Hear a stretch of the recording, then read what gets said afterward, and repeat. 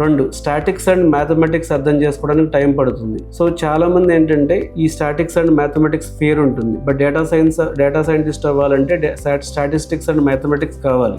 So 80% of students mathematics సరిగా లేకపోవడం వల్ల డేటా సైన్స్లో స్ట్రగుల్ అవుతున్నారు. ఇంకొక పాయింట్ డేటా సైన్స్లో డిఫికల్ట్ ఏంటంటే కోర్స్ నేర్పించేటప్పుడు చాలా క్లీన్ డేటా సెట్స్ ఇస్తారు, కానీ ఇండస్ట్రీలోకి వెళ్ళినప్పుడు డేటా ఇన్కంప్లీట్, ఇన్కన్సిస్టెంట్, ఇన్కరెక్ట్గా ఉంటుంది అండ్ హ్యూజ్ డేటా ఉంటుంది. సో డేటా క్లీనింగ్ అనేది 60 to 80% of data scientist time పోతుంది రియల్ ప్రాజెక్ట్లో. So real world data science ప్రాజెక్ట్స్కి మీరు కోర్స్ నేర్చుకునేటప్పుడు నేర్పించే డేటా సైన్స్ ప్రాజెక్టులకి డిఫరెన్స్ ఉంటుంది, మెయిన్లీ డేటా సెట్స్. సో ఇది కూడా ఒక కాంప్లికేటెడ్ పారామీటరే. ఇంకొక ఇంపార్టెంట్, డేటా సైన్స్ అనే ఫీల్డ్ చాలా ఫాస్ట్గా చేంజ్ అవుతుంది. ఈ ఒక సంవత్సరంలో జీపీటీ, ఆటో ఎంఎల్, ఎల్ఎల్ఎంస్ వచ్చినాయి అంటే మీరు నేర్చుకున్నది మొత్తం అవుట్డేటెడ్ అయిపోవచ్చు. So future continuous learning, data scientist with ఏఐకి వెళ్ళే వాళ్ళకి కంటిన్యూస్ లెర్నింగ్ అనేది అవసరం, లేకపోతే అవుట్డేటెడ్ అయిపోతారు.